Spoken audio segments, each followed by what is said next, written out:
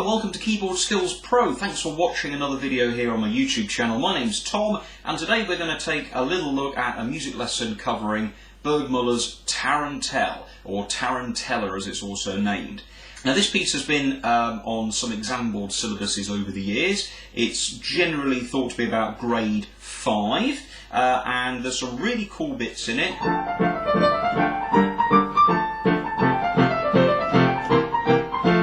And it's written in D minor, it changes to D major, but let's have a little look and get straight into it. So first of all we've got the intro. And let's take a look at the introduction here. The introduction sort of sets the scene for us. Now first of all, let's take a look at the time signature. That's 6/8, and 6/8 means that it's 6 counts to a bar. 1 and a 2 and a 1 and a 2 and a. But notice there, I didn't go 1, 2, 3, 4, 5, 6, 1, 2, 3, 4, 5, 6, because it's a bit of a mouthful to keep saying that. And what a compound time signature basically means is that the notes, instead of being counted as each beat, so instead of going 1, 2, 3, 4, 5, 6, so instead of it just being 6 beats, we break the beats into 2 groups of 3. So it's 1, 2, 3, 4, 5, 6, and the emphasis is on number 1 and number 4. So to make that a little easier, we think of the 6 beats as 2 groups of 3. We name the first group Group 1 and the second group, of course, Group 2. 1 and 2 and Now the opening, if you notice, is in octaves. The hands are also playing in unison, and this means that each note on each hand is the same each time. So we've got D and D. So we start here on the D just above middle C with our thumb on the right hand and our pinky finger here on the bottom. Let's take the right hand first though. Notice how the groups of the notes are beamed together in 3s. This shows that those 3 are part of that first group. 1, 2, 3, 4, 5, 6. But let's now change our finger and go down. 1, 2, 3, 4, 5, 6. Now what I did there to show you at the beginning, I went up through my fingers like this. Now the reason that you want to tuck your thumb under and change there, notice the numbering on the right hand, it gets a really nice break in the sound. You can then hear those 2 groups of quavers really clearly. If you just do it with the 5 fingers, you've got to be very careful to get that repeating note. So we lift up, 1, 3, 3, 1, 1, 3, 3. Now the same goes for the left hand. Look, we start with the 3rd finger, and then you go up to the 3rd finger, then the thumb, and then the thumb again. But notice how each hand swaps over. We've got 3 and 1 to start, and then we change to our same fingers again, 3 and 1, and then we stay on the fingers that we're on, 1 and 3, and then 1 and 3. Now a little build as you go to the top, a little lift, drop down, and build. Bear in mind that eventually you're going to be going quite fast on this piece. Do you see how clean that is when we're playing? Really great sound. And then at the end we have a D. It's a real full stop moment. Notice then there are some rests, so let's count that whole line through. 1 and a 2 and a 1 and a 2 and a 1 and a 2 and a 1 and a 2 and a 1, 2. Now the next line we've got 3 chords that set up the end of our introduction. The first chord is this one, which is a B flat major chord. 2 notes in each hand, look. And it's a nice short press. 1 rest. Make sure you get these rests in, really important. So back to the D, 1, 2. 1, 2, second beat's the rest. The next chord is G minor, and then a 6th in the bottom there. A lot of people do this. They put the F in the B flat chord, goes up. They do that, I think it was G minor, it's got to go G, and it goes down, look. So the 2 notes in the left hand go down to there, the thumb becomes the E. So think of it as a 3-note B flat chord, then going down to G minor 6. Okay, so B flat, G minor 6, and then A dominant 7, which is A and E, G and C sharp. Now that A7 chord is the dominant of D minor. See here, it then goes in. So that works really well. The introduction is the bit that you have to get set up really well. So practice those changes, but do this piece overall very slowly. Let's walk it through. Here we go. So 3 and 1, changing each time. Same fingers back down. Hit louder the A. Drop back. 1, chord, chord, chord, chord. Now notice there, when I play the rest, I'm moving my hand to the next bit. So that's the introduction. We then have a rest. Little tip here, when you finish the intro, 1, 2, 1, 2, 1, 2, 1, 2. You can count the rest that has the pause mark, the fermata sign above it, just like that. Watch again. 1, 2, 1, 2, 1, 2, extra bar. And then straight in the next bit. Notice how the bar line, which is a double bar line with a repeat mark, has that little quaver on its own above the P direction for quiet. That actually, if you take out that big thick repeat bar line, that actually is a whole bar there, look. Count the quavers. 2 crotchets, 1, 2, quaver rest 3, another crotchet, 4 and 5, and then the A is 6. So when you do your stop, you do this. 1, 2, 1, 2, 1, 2, 1, 2. And then tap tap. Nice short A, not da da. You don't want to do a long A there, just a nice short A.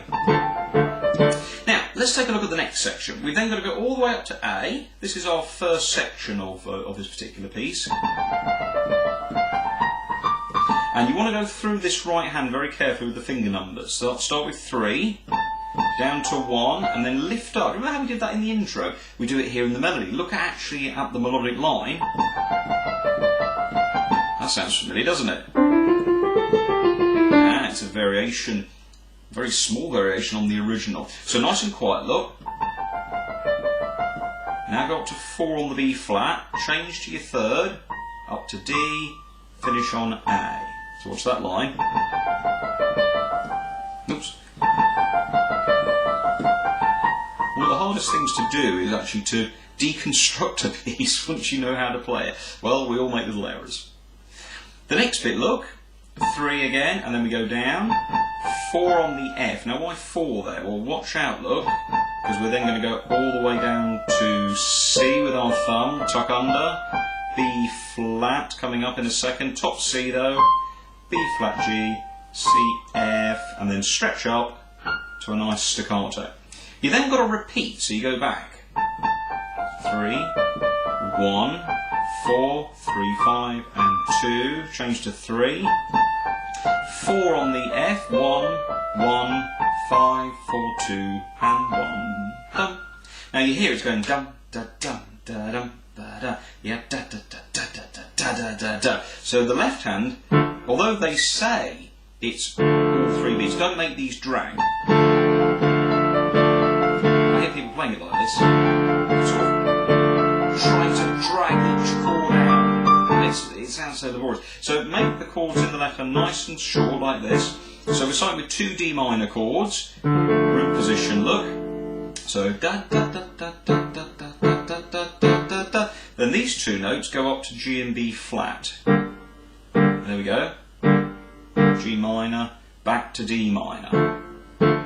So in that 2 chords there, we've got lots of variation. Very simple, the tonic and the subdominant of D minor. Okay.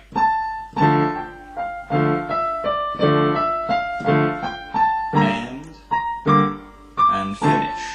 Okay. Now, finger 3. Now the next bit, notice how the D minor chord drops to a C at the bottom. We've then got an F chord, but we've got the C in the bass. All the way through, and now we're in a major key, C7, and we finish in A. Look at that. F major. Why is it F major? Well, F major, look, is the relative correlation of D minor, and composers often do this. They record part of a song in one key. Here's a little bit of Irving Berlin, just incidentally. Here's the intro. The verse. Piece of music called Blue Skies. C major.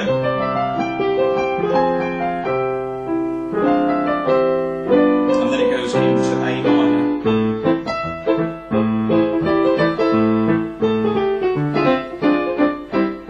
So you see they're relative, major and minor, they're related.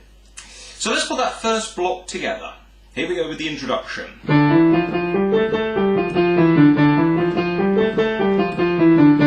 Rest. Forward, move,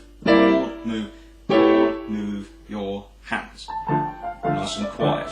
G minor, change your fingers. Build. 1, 2, repeat.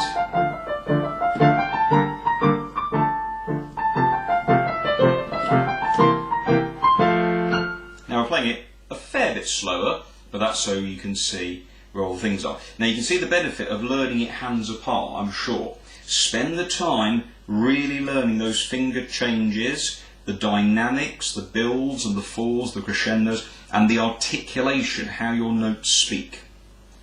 Let's move on now to the next section. Very similar in some ways. We've still got lots of chords in the left hand, but notice now that the left hand has a treble clef in front of it. Now why do they do that? Well, sometimes when you want the left hand to play higher up, it's just easier to write the higher notes above middle C in treble clef notation. Saves having to read lots of ledger lines. Let's lead into it. Now the thing is, the right hand doesn't move. Stay there on A and just bring your chord up to here. Now watch what I'm doing. I'm finishing there on my F chord, little F chord. A's at the top, little finger now goes to the A, same position look. Just go up and build that. 1, 2, da, dum. So you need to practice that F chord, and then we have an A major chord. Here we go then. So left hand, A major, D minor, and then these two go away from each other to get A dominant 7th back to D minor. Now, the next bit's really good because it's the same chord, but instead of being whole, we break them up into the 3 notes. 1 and a 2 and a 1 and a 2 and a 1 and a 2 and a 1 and a 2. Little variation at the end there. So A major, D minor, A7, D minor, A major, D minor, and then the variation A, D minor, A major finishes, which is the dominant, which goes back to D minor. Now, the right hand in this bit you've really got to practice, because it's a little different to the other hand.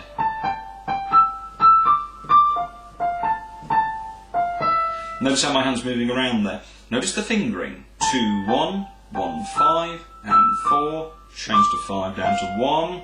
3, 2, and 5, and very smooth. 2, 1, ta-tum, ta-tum, ta-tum, ta-tum, ba-bum. Now, when that goes with the other hand, this hand has to maintain all its articulation. That's really important. Again, keep that left hand nice and short, strumming away. Remember, it's supporting the other hand. It doesn't want to be too loud. Now, and 1, and 2, and 1, and 2, and 1, and 2, 2. Okay? Now you see how that counting really helps. And 1, and 2, and 1, and 2, and 1, and 2, and 1. The very important thing I tend to say to my students is, remember that rests are like notes. You must hear the rest. Very important with the articulation. That bit you might want to practice a bit. It's a bit like rubbing your tummy and patting your head at the same time. Different things. Now what we do now is we go back down to our D minor chord. This is a repeat of the opening. Same fingering. Keep the fingering the same. Now this last bit does this. So that's a little different look. So we've got a G minor 6 chord again that we had earlier in the piece. So we're going to go from the A, 3, 3, D minor now. Keep your hands still on the right hand.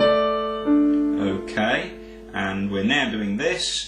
A7, up to A, and then bring your left hand up to meet the D with the D, and then a high octave, like that. And that's your first two sections, okay? Now those are all in D minor, so spend the time working on each little section. I tend to break this piece up with my students into sort of blocks, so we work on the intro.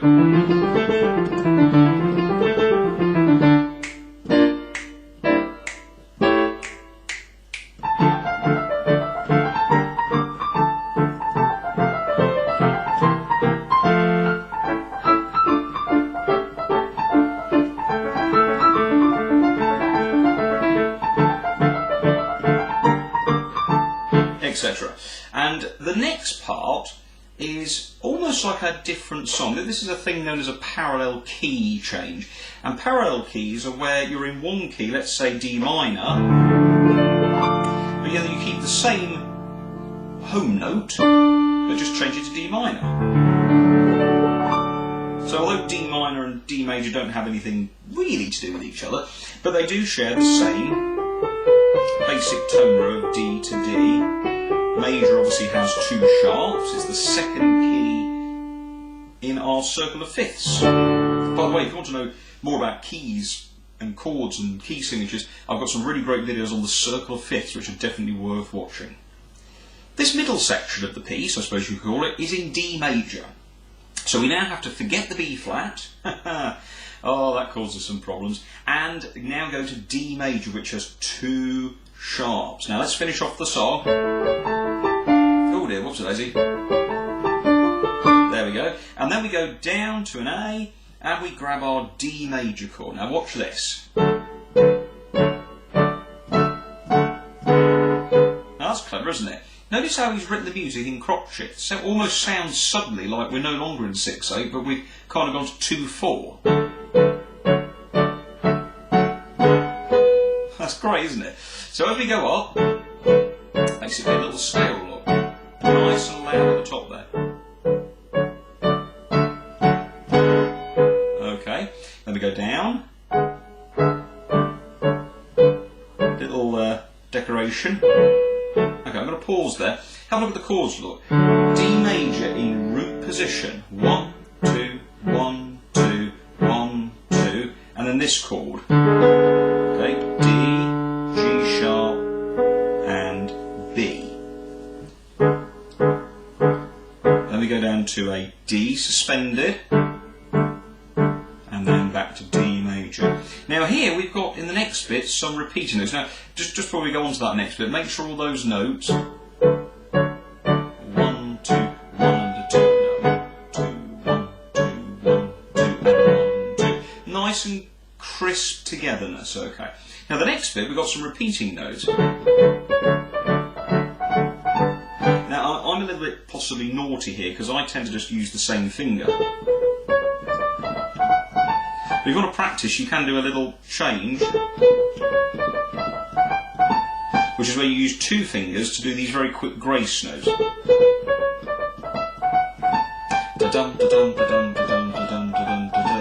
So it's 3 2 3 2 3 2 3 2 3 2 3 2 3 5 1. I can get away with going, but you might want to practice like that. Same chords, look, going up. Okay, there's the G chord. Now we go back to G minor, look. So we're now starting to suggest the minor key again, because G minor is the fourth chord, the subdominant of D minor. Okay, again, take a look at some theory videos here on my channel. D major, A suspended fourth. Okay, sorry, I beg your pardon, D suspended fourth, my mistake. Quite clever there, it sort of all suggests an A chord, but we've got no C sharp, and then we finish on D major. That whole section again, small, quiet sound, but nice, clean 2-beat chords. Building, 1 and a 2. Notice at the end there, look. Smoothly.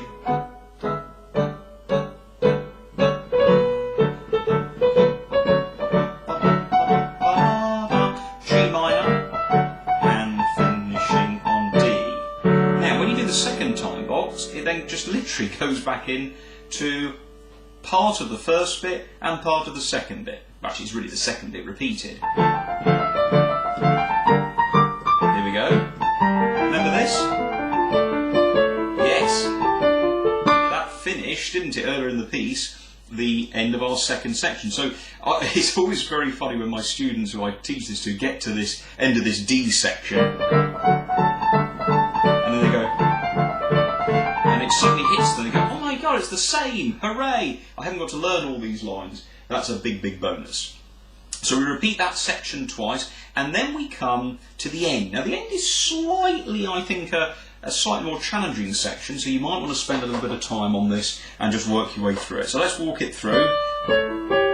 Oops, Daisy. And A, and then look, we go into box 2, and we've actually got sort of our opening again. A7, repeat. Okay, so notice the climb up and down. Now the next bit is the final line of the music, and this is what happens. We have a little D minor. Notice all the rest look, gives you time to move the chords down. Now that's different. I remember when I first learned this piece, I sort of walked down the garden path and Bürgmuller throws this sort of slow ball at you, and this G sharp comes in. There we go, look at that, look. And then we go up to A, and then we've got D minor, C sharp to D, change to the D, and then it just repeats, dying away. So you have to slow up there and get a bit quieter, diminishing. So let's walk that through. Here we go then. Box 2, second time bar, this is the end. A7, repeat, climb, descend, move. Now it's just basically keep on this D minor chord all the way through. Now, music's written lower, look at the octave bracket, that means play up here. So you have to slow down. Here we go.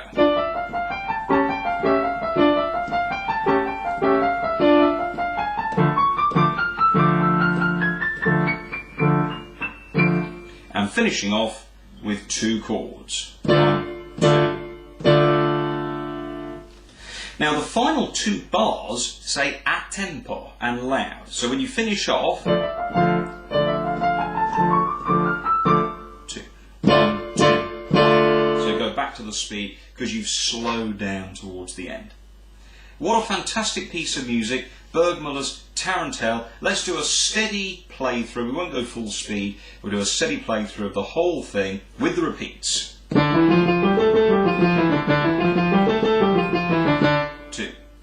2, 2, 1, 2, ready, go.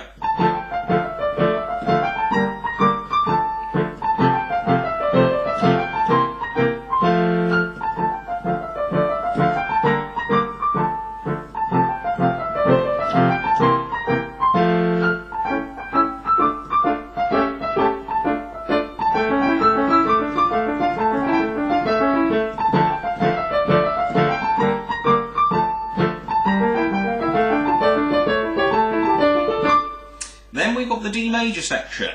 Build, smooth the top, keep them together. Repeats, double notes, G minor.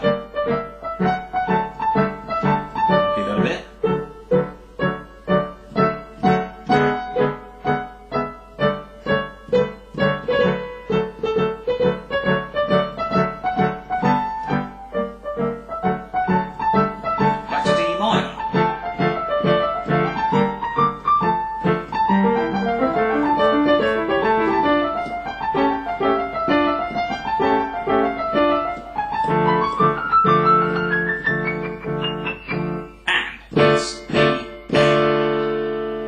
Piece of music, Burgmuller's Tarentelle. It's from the 25 Easy and Progressive Piano Studies, Opus 100. It's a great book. Go visit your local music shop and treat yourself to it. It's really a nice collection of pieces. Thanks ever so much for watching this tutorial, and I really hope you've enjoyed it and learned something. Any questions, please do shoot us a message. Visit the website tomhorton.co.uk. Please hit subscribe. It would be fantastic to gain you as a subscriber, and that means of course when I upload new videos every week you'll find out when I put them up. Please hit like, share, or positively comment below. All the details are in the description, and if you'd like to support the production of these videos, please do so by becoming a patron of mine on my Patreon page. Again, all the details in the description. My name's Tom Horton. Thanks ever so much for watching another video here on Keyboard Skills Pro.